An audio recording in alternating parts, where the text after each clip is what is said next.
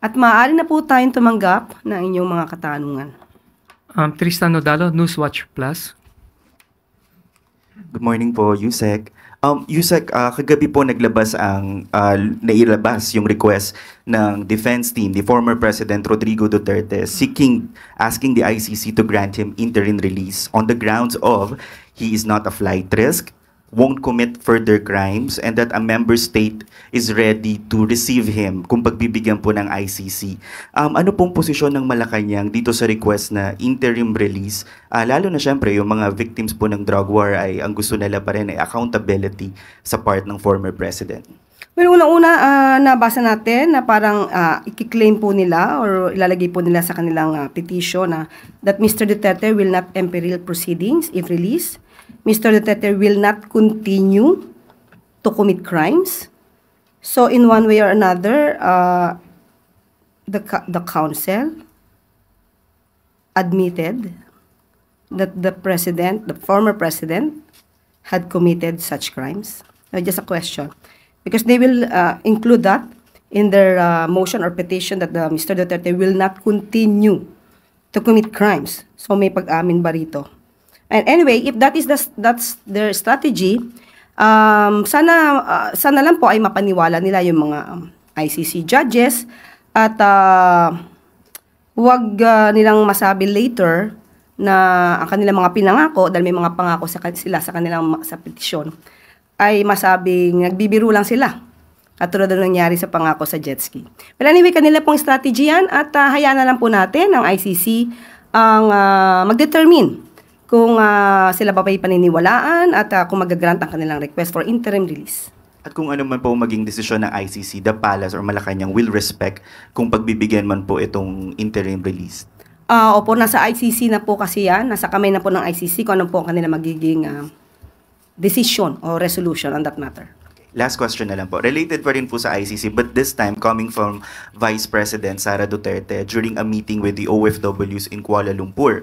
Ang sabi niya po, kasama niya rin kasi si Senator Amy Marcos. Sabi niya, dinadala niya raw doon si Senator Amy kahit saan kasi hindi ako ang magbabalik kay dating Pangulong Duterte sa Pilipinas dahil ang kapatid mo, referring to President Bongbong Marcos, ang nagpadala sa kanya sa The Hague. Ikaw ang magbalik sa kanya. So, how does Malacanang respond to this statement, especially with former Duterte now, President Duterte now seeking interim release? At saka, yung message nga po sa mga OFW na si Pangulong Marcos daw yung nagpadala sa Hague. Ito ba yung yung binanggit niya na hostage niya, Yes. si Senator Amy Marcos? Well, yan po ay kasunduan ng dalawa, ng Vice Presidente at ni Senator Amy Marcos. Ang Pangulo ay hindi at walang partisipasyon sa kanila naging kasunduan. It is, the President is not a privy to the contract or agreement between a user and a person willing to be used. Hindi walang kinalaman ng Pangulo sa kontratang kanilang pinasukan, yung isang tao na manggagamit at isang taong willing magpagamit. At ang nais lang po natin sana ay ang Pangulo po kasi ang sinabi niya ay tuloy-tuloy siya sa kanyang pagtatrabaho, focus sa trabaho. Nadagdag pa nga po ang problema dito sa Siquijor. At kung ang Vice Presidente lamang sana ay nakipag-usap sa kanyang kaibigan, baka hindi pa dumaan at dumating sa krisis na ito sa Siquijor. Thank you, Tristan. Next question, Eden Santos, Net25.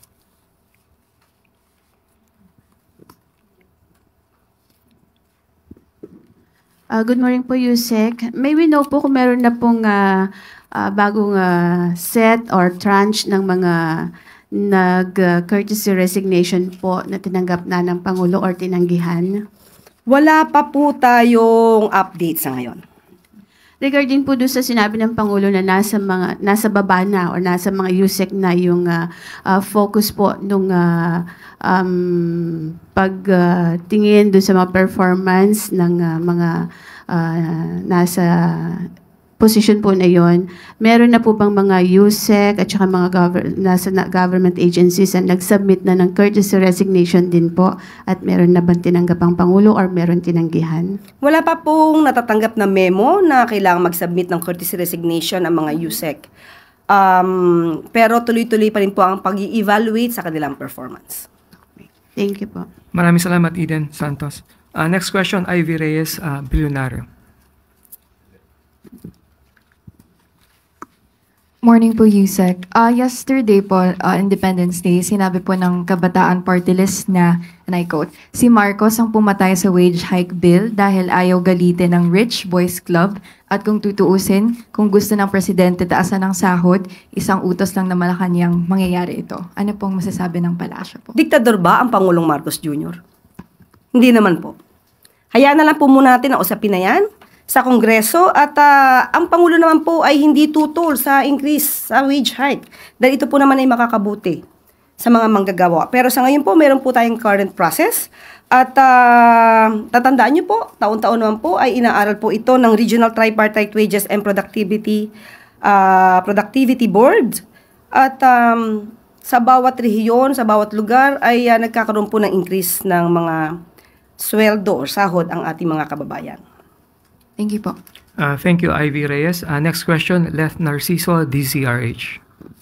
Good morning, Yusek. Ma'am, VP Sara raised doubts over the results of the recent midterm election. Sabi niya, may nakausap siyang IT experts na nagsasabing hindi pwedeng totoo yung mga numerong lumabas at sinabihan niya daw ang PDP na questionin kung paano ginawa ang proseso ng bilangan. How does the palace view such claim from the Vice President? Well, sa mga ganito kasi, wish lang nila yon. Libre naman ang mangarap. Ang pangarap na iyon ay, sa ngayon, ay hindi mangyayari. Ang pangarap sana ay huwag gawing realidad, baka maraming maniwala. So, kung ano po ang resolusyon, ang naging resulta ng eleksyon, igalang na lang po natin. Hindi po ba nababahala yung palasyo na baka yung ganitong mga pahayag mag-create ng kalituhan or gulo kasi syempre katatapos ng eleksyon baka may iba na hindi pa matanggap yung kanilang pagkatalo i-capitalize yung ganitong statement. Kaya nga po, yan naman ang nakikita nating gusto nilang gawing naratibo.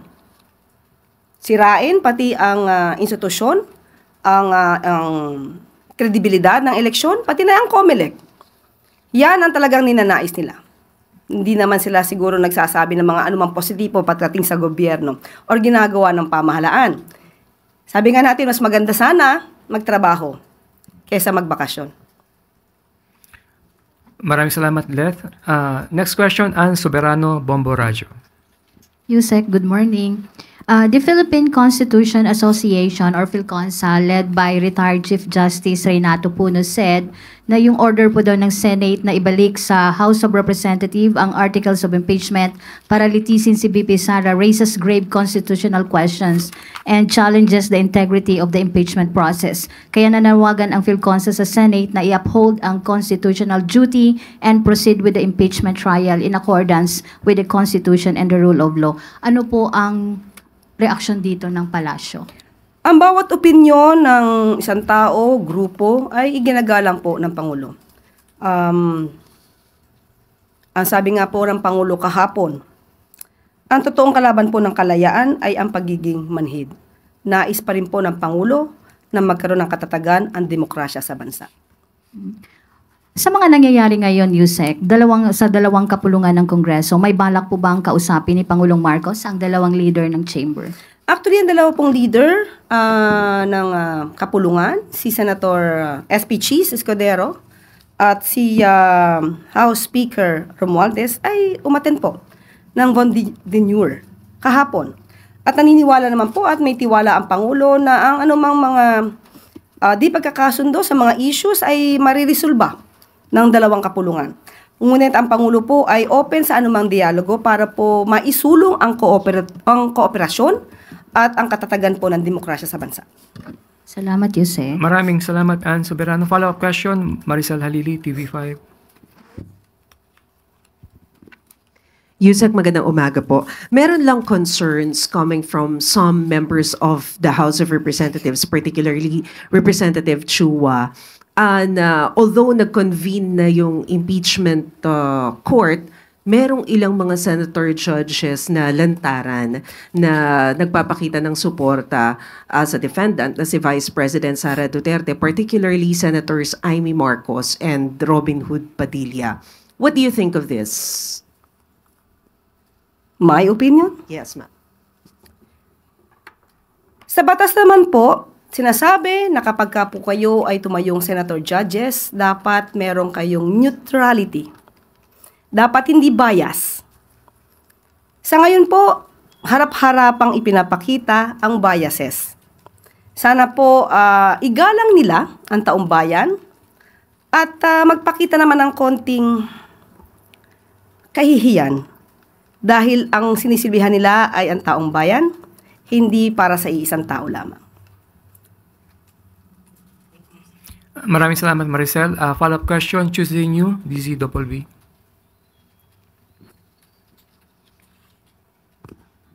Good morning, ma'am. Ma'am, napansin ko lang 2 beses niyong nabanggit na mas mabuti pa ngang magtrabaho na lang kaysa magbakasyon. Who are you referring to, ma'am? Mayroon ka bang pinatutungkulan na tao dito sa nagbabakasyon ngayon? May nagbabakasyon po ba? Hindi ko po alam. Kaya ko tinatanong sa inyo. In general po, ang Pangulo po, aksyon, aksyon, at aksyon. Hindi bakasyon. Yan po lagi ang ginagawa ng ating Pangulo. So wala kayong particular na Wala po akong particular. Maliban lamang po kung meron po kayong alam na nagbabakasyon ngayon. Okay. Thank you, ma'am. Maraming follow-up question, Ivan Marina. Nabanggit niyo, Yusek, that the President is open to a dialogue para to thrash out the differences in positions sa upper and lower chamber. But is he going to initiate it? Para ho hindi na lumala itong sinasabing possibility of a constitutional crisis? Sa ngayon po, hindi ko po masasabi kung siya po yung mag-i-initiate. Kasi may mga issues po ito, mas malala po ang issue patungkol sa impeachment. Ayaw pong lumugar ng Pangulo na masasabi na siya po ay nakikialam patungkol po dito. So, kung pag-uusapan lang po ay ang kanilang diskurso o hindi pagkakaintindihan tungkol sa impeachment, hindi po makikialam ang Pangulo kung sila man po ay may pagtatalo patungkol dyan. Pero sa mga ibang issues po, malamang pwede. Yes, but at what point or in what issues is the President willing to intervene? Depende po. Kung gano'n na po ba kalala. Kasi may nakikita po tayo, may pagtatalo po sa wage hike, may pagtatalo rin po patungkol sa Magna Carta sa barangay healthcare. So, tignan po, at i-assess po ito ng Pangulo, but still, the President is open for a dialogue. Salamat. Thank you. Thank you, Ivan. With no more questions, Yusek, Claire? Okay. At bago po tayo magtapos, halos 4 na bilyong pisong halaga ng shabu ang na-recover, Tagalog talaga, na-recover ng mga ahensya ng gobyerno sa tulong ng mga mangingisda sa Pangasinan. Isinurrender ng 29 fishermen sa PIDEA, Philippine Coast Guard, PNP, Philippine Navy at NBI ang 588 vacuum-sealed plastic packs na naglalaman ng illegal na droga na may tinatayang street value na 3.9 billion pesos. Nitong Mayo lamang ay may 10 mangingisda mula Bataan naman ang nag-surrender ng mga na-recover na-recover nilang illegal na droga na palutang-lutang sa karagatan ng Masinloc, Zambales. Tinatayang nasa 1.5 billion pesos ang halaga.